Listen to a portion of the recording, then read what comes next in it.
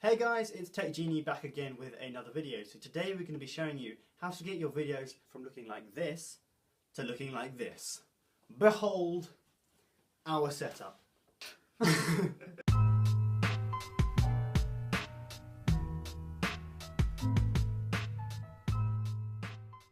Okay guys, so this video is mainly aimed at people who are starting filming and they want to take their videos from looking bad quality to looking good quality without using any expensive gear, just from using household items and of course either a camera. The better the camera you have, obviously the better your shots are going to be, but at the moment we're just using an old iPad, not the newest versions. This one only cost £100 I think, or a couple of £100, so it's not the newest version. The camera obviously isn't the greatest, and the audio on this iPad obviously isn't the greatest, but we're just going to be showing you how to make this shot look so much better just by using the iPad and just by using the recording on the iPad. Okay guys, so you might be wondering how we've managed to get this iPad up in a good place. We haven't used any tripods. We do use tripods in our normal videos, but in this video all we've done is we've stacked up some books on top of a bookshelf, and then we've got a music stand and kind of rested it up there so it doesn't fall over. So as you can see, the only thing that you need to make this video look good is just a camera. So we're going to take you through the process of how to make your videos look good quality from bad quality. So let's go.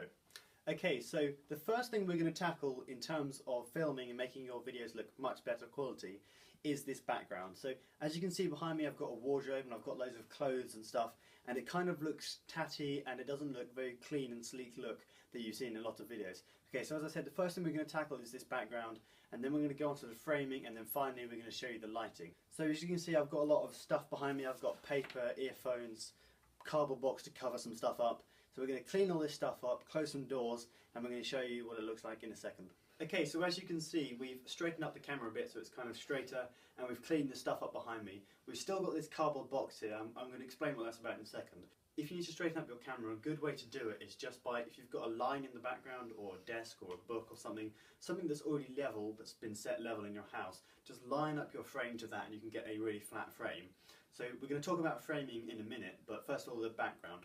So this cardboard box behind me is covering up some soft toys that we've got shoved up here in this hole. So that's the reason why this is here. So if we move this cardboard box,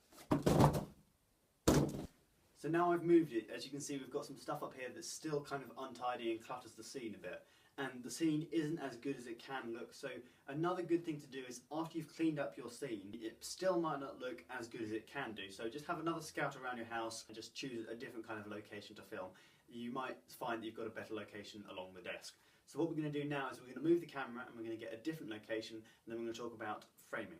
Okay guys, so as you can see we've moved locations, just kind of shifted ourselves along the desk a bit, so we've got a little bit of a better background. It is a bit bare at the moment, we are going to put some stuff on it, but before I put some stuff on it, I'm going to talk to you a little bit about framing. So I told you earlier that to line up your camera so it kind of looks straight, so you've got a good shot.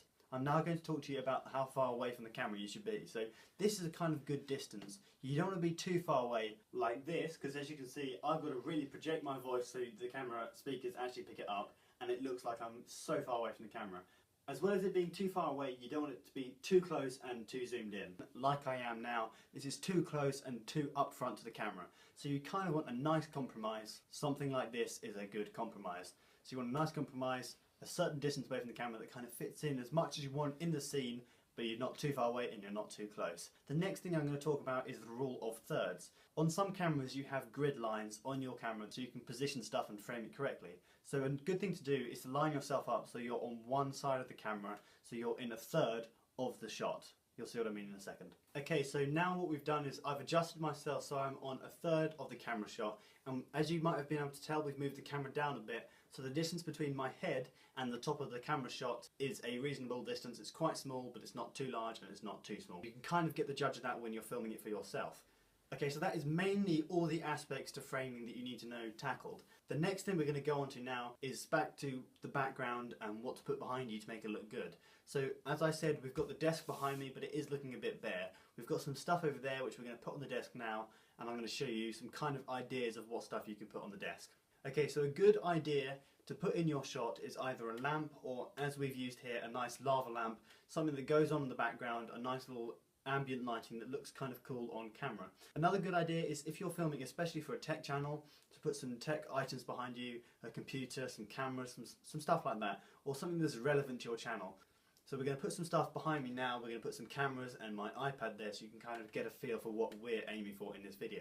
So a good idea, something to put behind you, is a DSLR or a camera or something. If you've got one of these, I know they're a bit expensive. Do not go out and buy one just for the sake of putting it in your set, because that would just be stupid. But if you've got one, it might be a good idea to put in your shot, and maybe a lens or something, and just position it on your desk so it looks good. Okay, so I've put some stuff behind me, those camera and a lens. Kind of position it so some are forwards, some are backwards. Get the framing right and make sure it looks good on camera, because that is the main aim, to make your background look good. The next thing, another good idea is, if you've got a nice plant in a nice kind of clean pot, just put that on the desk. It might just kind of make your shot look a little bit better. So we've got a nice little cactus in a little blue pot, so we're just going to stick that in the shot here, and then we're going to move on to the final thing that you could put in your set. Okay, so we replaced the lens with the cactus because we thought there was a little bit too much going on if we put too much in the shot. So that's something you definitely want to consider. Make sure your background's got some stuff going on in it, but you don't want to put too much in that it looks too overcrowded and is taking up too much of the shot, because after all, when you're filming, you should be the main focus of the video and not the stuff behind you. Another thing is, if you don't have a camera, maybe a laptop or a tablet, so I've got an iPad here, that might look cool sitting in the background. Maybe if you put a time lapse flowing on it. So these are some neat little ideas, something to put behind you to make the background look a little bit more interesting. Okay, so this is the final thing that we're going to be talking about now, is the lighting. Now this is the main thing that you've got to consider when filming videos. So a lot of things you see is when people start filming videos on YouTube, they have a dark, dimly lit scene, as you can see ours is at the moment. Maybe the background's alright, but the lighting makes so much difference. So what you want to do is go around your house, get as many lamps and lights as you can, and just fill your room with light so it's pumping out loads of light so your scene looks nice and bright. You don't have to go out and buy loads of expensive gear. If you look at some of our videos, we don't use any expensive lighting. We just go around and we pick up loads of lamps from around the house. So we've got 3 at the moment behind the camera. So we're going to use those to light this scene to show you what kind of things you can do with lighting and how much of a difference it makes. Okay, so now we're going to move on to lighting. So as I said, we've got 3 lamps in this room. This is just an example of one of the lamps. This one had a lampshade on the top. Now a good idea is to take the lampshade off, so you've just got the light blaring out all of its brightness onto your set. A lot of people do use diffusers, that's always a good idea, but lampshades often diffuse the light too much, and in some cases they block it and they put shadows and lines across your set, which you never want in your shot. You just want clean, bright light to light your set. So now what we're going to do is we're going to turn on the lights in succession. So we've got one light up here and light all the way over there at the back of the room. So these are just normal lights that are in any bedroom. They always come in the house. So we're just going to turn on the one over there, which is just going to kind of fill the set a bit. These, which are going to make a dramatic difference. And then we're going to turn on the lamps. Okay, so now we're going to turn on the lights in succession. So let's turn on that one. Now that one. So now what we're going to do is we're going to take this lamp out of shot and we're going to turn on all 3 lamps so we've got a nice bright scene. So now the lamp's out of shot, we're going to turn on this lamp. Now this lamp. And then finally our last lamp, this one. Okay, so now this is the amount of difference that lighting makes. All we've done is gone around the house and found a load of lamps and just turned them on to fill the room with loads of lighting to light our set and myself. So now what I'm going to do is I'm just going to show you a before and after. So this is what it looks like with all the lighting on, and this is what it looks like when you've got hardly any lighting.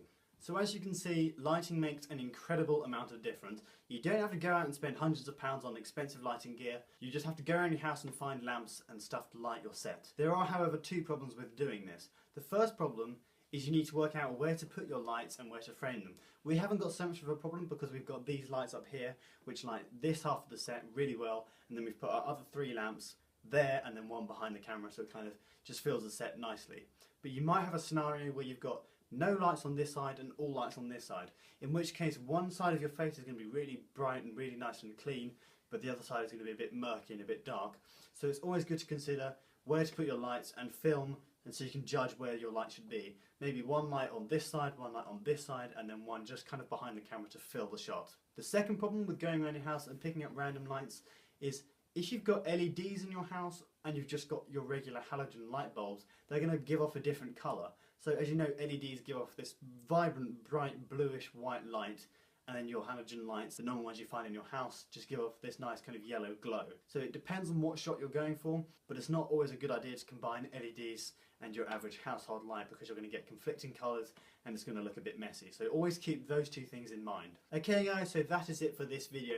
We've shown you on how to make your background better, adjust your framing slightly, and then overall stick some lighting in there to make your scene look so much better. Obviously there are other things you can do, So you need to improve your audio. We are only using the audio on the iPad at the moment, which is why this might not sound as good.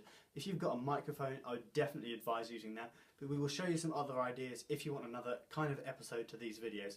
So if you like this video, please leave a thumbs up. It really helps us out a lot. And if you like this kind of idea of us showing you how to improve your setup and how to improve your filming, then just drop a comment below. If you've got any ideas or anything you want us to show you, we'll definitely make that and we'll show you guys how to do it. So as I say, that's it to the video today. I hope you liked the video, guys. If you did, leave a thumbs up and subscribe to our channel. Videos come out every Monday, Wednesday and Saturday or Sunday, depending on when we film them and edit them.